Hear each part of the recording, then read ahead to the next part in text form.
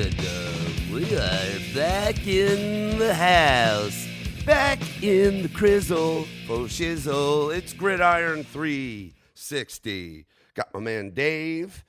This is Bill, and we are continuing our conversation concerning free agency in the NFL. Staying in the NFC South as we round it out with our fourth team, the New Orleans Saints, the representative in the postseason for the NFC South this past year. Mr. Drew Brees. You feel that? That's the cool breeze. New Orleans currently sits at the number 24th pick in this year's 2020 NFL Draft. Cap space, they are number 29 out of 32 teams with $9 million. Not so much. We have a few items of concern in terms of positions we think they need to address, and those being offensive line, cornerback, that's cornerback, linebacker, and quarterback, that's quarterback. Yep. The password is rhubarb. quarterback. That was always my favorite password, was rhubarb. Never rub another man's rhubarb. All right. So let's go through, I'll go through the list of free agents they've got this coming season. First and foremost, the man, the myth, the legend, Drew Brees. Now, obviously, Mr. Brees commands a lot of money. What is his dollar? Does it show on there? $25 million. I would imagine, kind of going on Drew Brees, that's just re-up that. Yeah, I mean, he's worth it. But keep in mind, he's the guy that would, I think, even if need be, considering their cap space, take a little bit of a pay cut. He will be probably the last person they need to sign with the idea of, look, keep me in this range, tell me how it works. If there's a guy that does that in the NFL, and a guy that never needs to go anywhere else ever. In fact, I don't even remember him for the Chargers. This guy is a saint through and through. Yeah. This is a re-up. So we're only bringing up quarterback at some point just because they have a kind of a dynamic situation there that we'll just kind of chat about how it's all going to play out. Right. It shows the market value for him at $36.5 million. So it's up from where he is. And if they can afford $36.5 million, you give him $36.5 million. Yeah, but I don't think they're going to have to do that. Behind him on the free agency list is backup quarterback and a guy who saw a lot of starting time with Brees' thumb injury, and that's Teddy Bridgewater. Bridgewater is one of the big talks of this free agency quarterback class. And obviously, you have the big names in Brady, if you want to say Phillip Rivers. But then behind that, those are veterans, and the only concern is their age. Behind that, though, then you come in with guys like Bridgewater and Tannehill. So he's talk of this free agency class. Yep. Market value on him is $21.5 million. Right now, he's 7.25. Yep. I anticipate he's not going to be with them after this season. Let's see who else we got. Let's stay on offense here. Guard Andrus Peat. Yep. He was a high draft pick for them a few years ago. He's not that old. He's 26. Right now, he's got about just under $2.9 million is what his salary is. I've heard his name in a lot of circles in terms of him being moved, but I think that's another guy they need to focus on to keep in the system. Yep. Let's see who else. Fullback Zach Line. We don't throw fullbacks out there a lot. Yep. But this is a fullback that is really an important part to this team. He doesn't see a ton of carries, a ton of passes. May see some goal line work just to fool people. Obviously, they've got.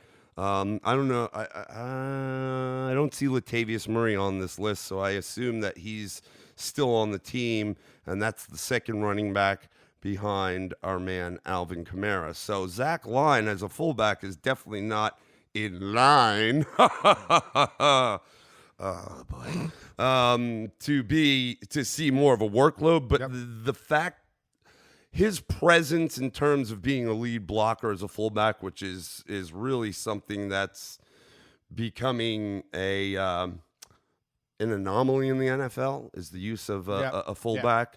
But it's very important. And quite frankly, look at Kyle Juszczyk for the San Francisco 49ers. He played a big role in that, not just in catching and running the ball when they needed him, but more importantly, being that lead blocker. Yeah. With roster spots always being a challenge, and the spread passing games that have come about in the NFL, the fullback has kind of fallen by the wayside. But so the key is when you do have them, you've got to utilize them. Generally, they're very, very good on special teams, which is a big benefit too. Play very much like a linebacker on special teams. But if you can't incorporate them in your offense effectively, they're like the dodo. They're dying. But this is a guy that's got value, just like Juszczyk you mentioned. I mean, they used him well. And right. You can talk about San Fran's running game. So they're kind of the same way, with a different style offense. Sure. Other offensive guys on the free agency block for the New Orleans Saints: Patrick Omameh, right tackle. This is a guy they picked up from my New York Giants, who we picked up the year before from the Jacksonville Jaguars. He's not bad, and he's a guard. But is he a guard or the tackle? Oh, they have him at right tackle. He played guard for us. Did he? Okay. So I guess what that tells me is that there's a need. We kicked him in because we had a tackle to serve that position, so we kicked him into guard and he played well. But if he's at right tackle, there's a need there for them. But again, you got Andrus Peat out there. He is a guard. I think if they're going to look at trying to bring back, if they can't bring both of these guys back, Omameh's 30, Pete's 26. I think Pete's got a lot left. That's probably who they're focused on. I don't know. We'll see. Other guys on offense, running back Dwayne Washington. He's on a $675,000 tab here, so to speak. Who is that? I'm sorry? Dwayne Washington. Okay. Yep. But, again, I just went through it. They've got a couple backs. This guy's kind of playing third, fourth fiddle. Guard Cameron Tom is also up. I don't think he's a starter. Austin Carr, one of the wide receivers. Keith Kirkwood. I thought it was Christian Kirkwood. Maybe there's another Keith Kirkwood at wide receiver. And then Taysom Hill at quarterback. Okay, now on the defensive side of the ball, you've got Eli Apple, their cornerback, who has been with them a couple years after being with the Giants for the start of his career. We drafted him in the first round. He wasn't what we thought. We let him go. Honestly, I still don't see it. He did a little bit better in New Orleans, but his role was different too. I do. You're correct. I in New York, I don't want to say he was the number one corner. He wasn't. I think he was drafted to be, though. He was drafted to be, but we really didn't have that shutdown corner. I mean, you got, what's his face for New Orleans? The other corner, Marshawn Lattimore, awesome. So he bears the brunt of those number one receivers, and he does it pretty well. Which a little less pressure on Eli Apple, a little less work, so to speak, that he'll have to do performance-wise. I still think there's something to be desired for him. I don't know if he'll come back. A.J. Klein, outside linebacker. P.J. Williams, another cornerback. Von Bell, strong safety. Johnson Batamosi, cornerback. Stephone Anthony, inside linebacker, one of my Clemson Tigers. They drafted several years ago. He's 28. They let him go. They re-signed him back this season, I think, due to injury. Josh Martin, outside linebacker. Manti Te'o, inside linebacker. DJ Swearinger, free safety. David Onyemata, D-tackle. Noah Spence, D-end. Justin Hardy, cornerback. JT Gray, strong safety. And then you have a long snapper in Zach Wood. So there we go. That is the list of free agents for the New Orleans Saints. All right. Where do you think they need to go in terms of, let's start with the guys we should retain? Right, but let's clear quarterback and just kind of talk about the situation, because that's going to be in retaining. Drew Brees wants to come back. And because we said that's something that might be a need in the draft, or for them to pick up? My guess, if I was just kind of trying to bet this one, I would say that their quarterback money is going to be a wash this year. I'll call it a wash, meaning I believe this. I think Teddy Bridgewater walks. And I'm going to tell you, and I think this is a good call. I think they want Teddy Bridgewater to walk. You know, they do need to have an heir apparent. I think they believe they have one, but I just think it's Taysom Hill. Taysom Hill can stay in in the plays with obviously his versatility at playing tight end, playing running back. I mean, running Wildcat. I mean, the guy's done everything, and he's done it well. He's very, very versatile. So Kid's got a little bit of a mean streak in him, and I like the he's right tough. type. He's not like, he's not like, he might have a little arrogance, but it's not a-hole arrogance, I feel like. No, I think tough. I think he is when there's a certain class of players historically that you would call a football player, as opposed to a quarterback, a receiver, or whatever. That guy is a football player For sure. and I think that's kind of the idea. My feeling would be this: you're going to re-up Breeze somewhere around where he's at or wherever it makes sense for them from a cap perspective. One thing to be aware of, they're 29th in cap space at $9 million. So there's not at face value a lot of room to work with. But this is a team that right now, as they're built, with a little bit of tweaking, can compete. Okay? Mind you, they finished very well this year. And if you took any team in the NFL and said you're going to lose your starting quarterback for what, they lose him for 5 games, I don't know anybody that would have been able to survive like the Saints did. Well, I mean, it's a little credit to Sean Payton. He's a great coach. And 100%. I think that falls right in suit with what you're saying about Breeze, because, you talk about relationships between head coaches and the quarterback. That's one that is just like bound at the hip. And those guys work well together. I think they like each other. I think they're on the same page every single day that they're together. They're on the same page, and I think if there is a difference, if they have discrepancies, that's two guys I could totally see where you don't get this like that just came out. Well, there was a phone call between Brady and Belichick, and well, it didn't go well.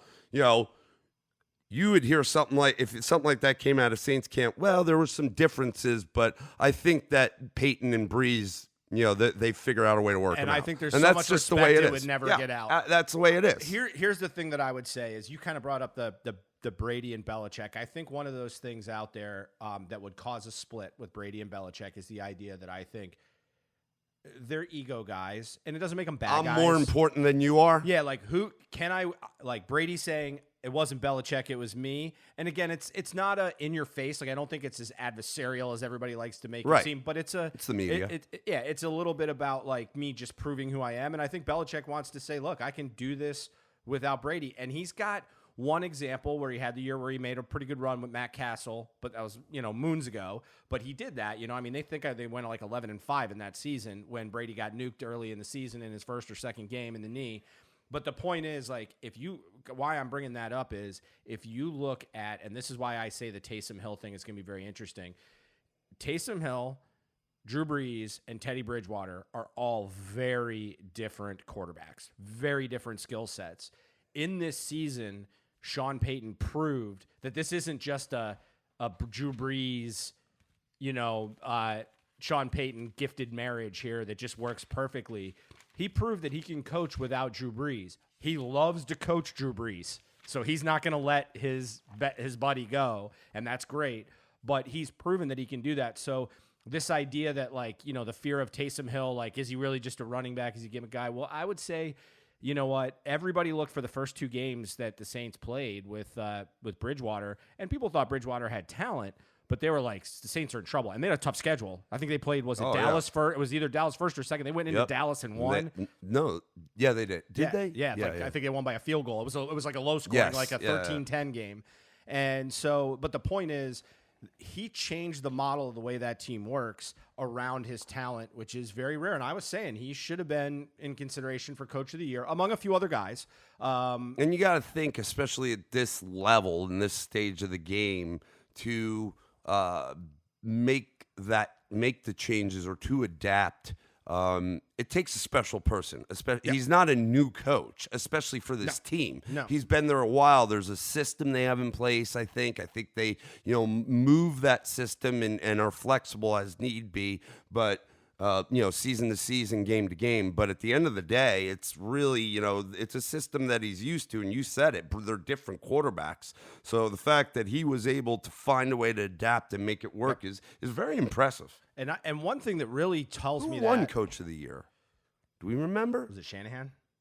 I'll look it up. Go ahead. Yeah, but one thing that I will point to, most contentious team situations historically, in my mind, when I watch like fighting amongst players and teams, is at the wide receiver position.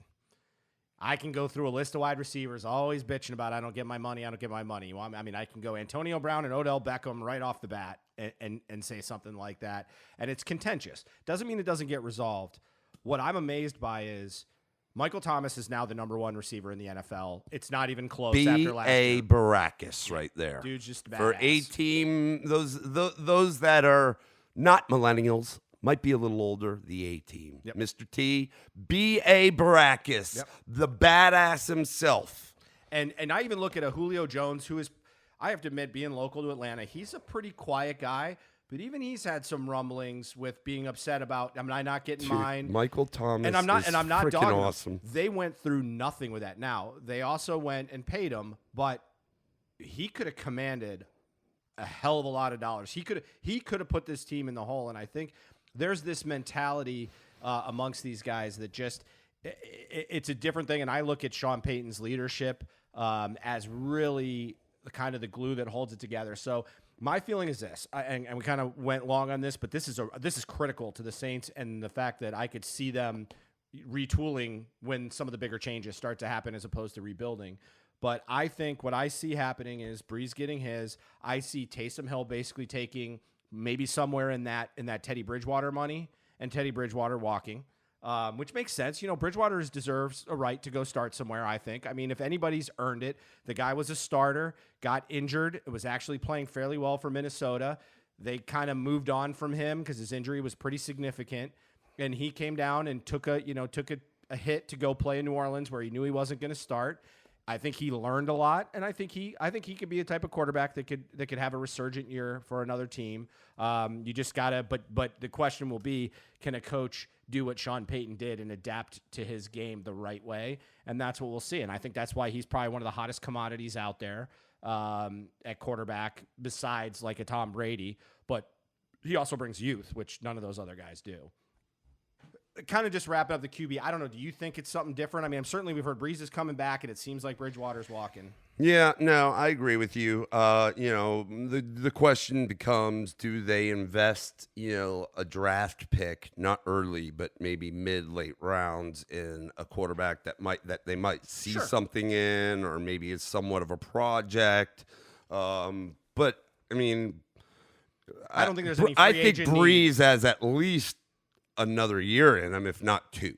Yeah. I mean, I think that, the guy has had a pretty good career in terms of not having serious injury. Yeah. I mean, you talk about the injury last year was a thumb thing, and, even at his age, you could, you'd figure maybe a guy like that it gets in his head. Maybe, I'm getting older now, but you could see him. He was itching to get healed and get back on the field. So it didn't even cross his mind that, considering how long he's played, his age, maybe it's, I'm getting to that point. So I agree with you there. Let's talk a little bit about the line situation, because you just brought something up about Andrus Peat.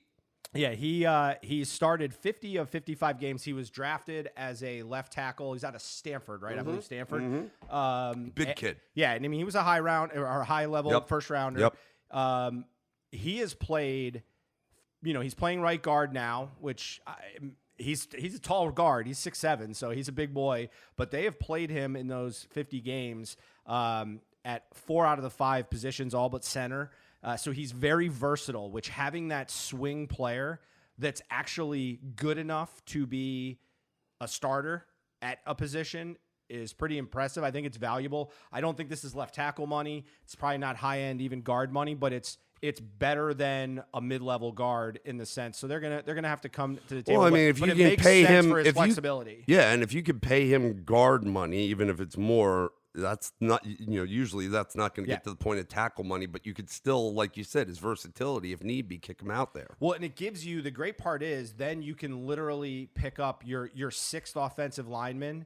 You can get the best guy, even if he's tackle only, or a right side guy versus left side guy. Whereas most times that sixth guy has to be able to play a minimum of 2 positions. If not, a lot of teams are pushing for guys that play 3 positions. They're not in that situation. So this is a very, I think, a guy you got to look to re-up.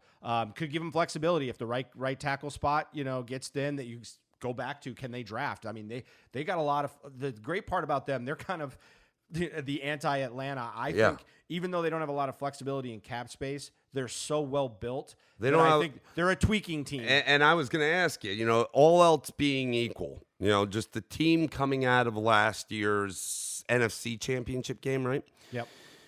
What do they need? Just looking at them from there, despite free agency or whatever, like, what do they need? Because if you look through it, it's really not much. I mean, we mentioned some of them. I think linebacker, as I'm starting to look at this, is going to be an area they need to address. But I mean, the point is, and I don't need you to answer that question. The point is there's not a lot. They need. This is a team ready to compete tomorrow. Right. So let's move on to a couple of these other guys. Well, I will say this. Yes, just a little note on. You're moving on to another position? Yes. Okay, go ahead. Well, wide receiver, like I said, they have Austin Carr and Keith Kirkwood. They've been involved. We mentioned Michael Thomas, best receiver in the game right now. But outside of Michael Thomas, they've got Ted Ginn still getting long in the tooth. We just talked about Kirkwood and Carr that are free agents. Traquan Smith. Yep. He's flashed some games, had some injury problems last year. My concern is the consistency with that kid. Last year, they drafted little Jordan Humphrey out of Texas. Yep. Saw a little bit of time due to some injuries from the other guys. Is he going to develop? Or this is a draft, do they let those 2 guys go in free agency? This is a draft-heavy class. Try to pick someone else up. Yeah, here's kind of where I see it with them. I don't see them going free agency for another receiver. I could see them letting those guys go and drafting one. Yeah, absolutely. Here's the thing that they're in a position to do, and it's a very enviable position, is I think they can go for best player available pretty much out of the gate. If I was going to focus my draft with this team, like they have to fill a second cornerback spot. It's their second. It's their number 2 corner, so they're in a good position there. They've got lockdown in Lattimore, which is an enviable position. They can actually, because we talked about this before, that the cornerback market is a little heavy. Does there become like some delay in this, and can they go out and get a fairly decent corner, an upgrade over certainly P.J. Williams? Eli Apple was much better for them than he was with the Giants, but he was again in a more comfortable role, so they can upgrade there. But if I was draft, I would draft. My focus for the majority would be on defense. Is there ways where I can become stronger against the run?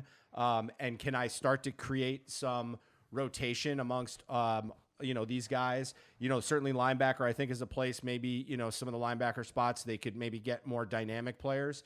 But the fact is they can really go. And then I think they need to do the O-line. And I want to use kind of like a Green Bay team as an alternate. I don't think Green Bay, we talked about this, can continue to look at developing that secondary receiver, because there are times where Devontae Adams is the known guy and gets shut down. And it's not because he's bad. It's because you can put so much attention on him.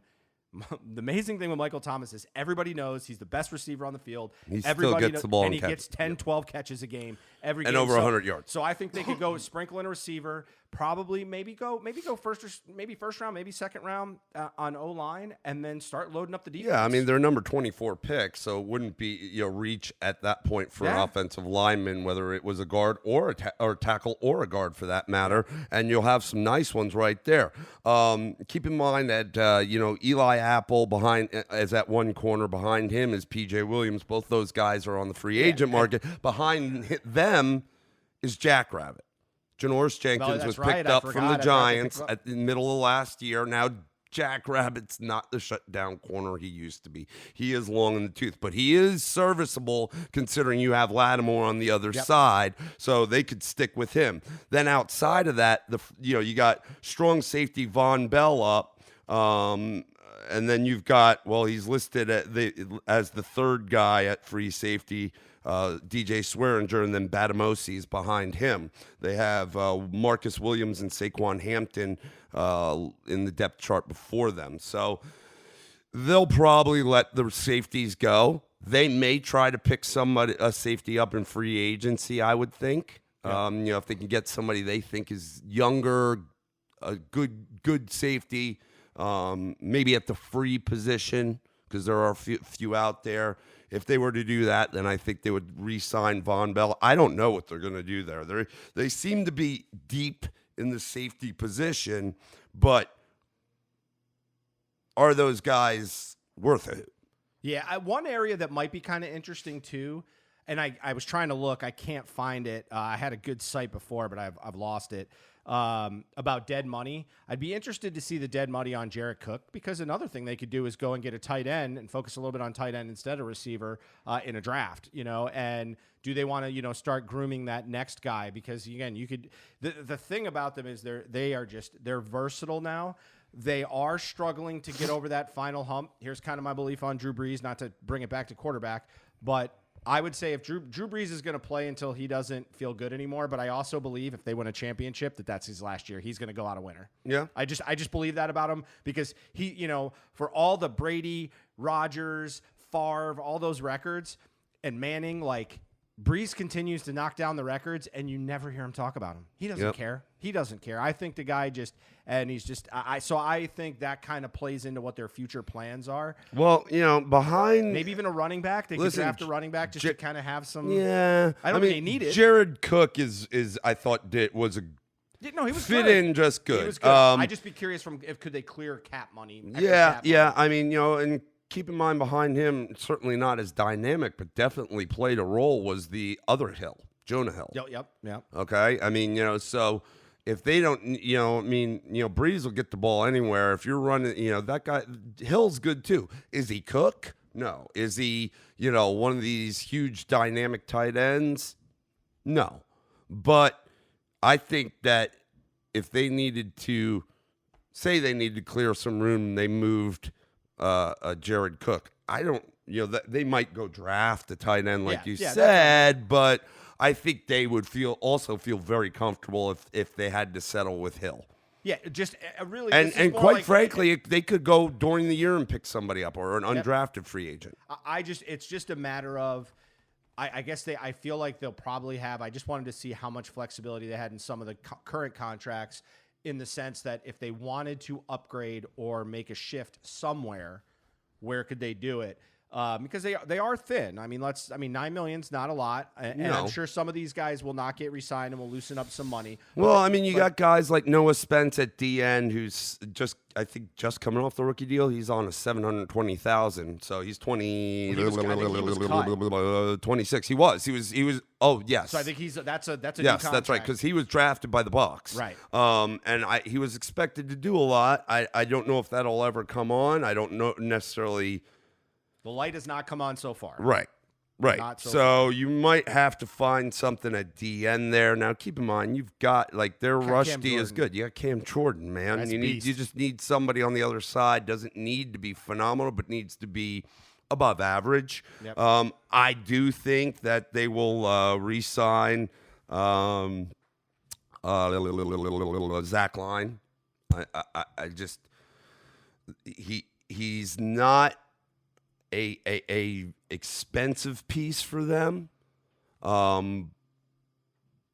on $1.1 million. As a fullback, it's not going to be a lot of money. Yeah. The whole point is again, there's so few teams that are actually implementing a fullback position that it's not like you've got a lot of people that are going to be out there. Sometimes a guy like that who's been with this team, I think since the start of his career, he's 30, kind of quietly can be the heart and soul of the team. Yeah, I'm so just, you don't want to more than what he provides. The the character of this guy, and what he means to the team might mean more that it's worth resigning. I mean, fullbacks in all reality are probably literally, even historically, if you go back, the most unselfish guys on the team. Correct. If you think about it. So, but no, I agree. I'm just saying I don't think the market is going to drive up his price.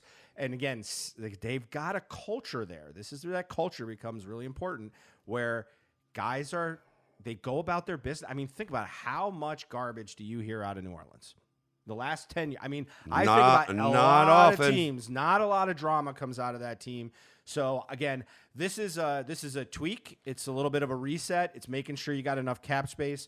But I see them set for today, and I see some things for the future. And again, I think they're going to go out there. I think they're going to sign probably a cornerback, maybe a re-sign, but I don't know that they will. I mean, there are some guys out there, at corner, at safety, that might be worth giving a shot at. I mean, we talked about it all throughout these cats. You got guys like, Ha at safety. Yeah. You got guys like Darby. You got guys like McCourty. I mean, there's secondary guys. Jimmy Ward at safety. Yep. Von Bell, Demarius Randall. So there's guys, Kendall Fuller, Brian Poole, Bradley Roby, Darquez Denard, Troy. I'm just rattling off free agents. I could see them in the second wave of free agency making a move on a corner. That would probably be where I would see think they go, that or linebacker. Yeah, but I'm just saying I think they wait to the second wave because I think, like, you just listen to all the names you rolled off. Any one of those would be an upgrade. Any of the corners you mentioned would be an upgrade to their current corner situation on the other side.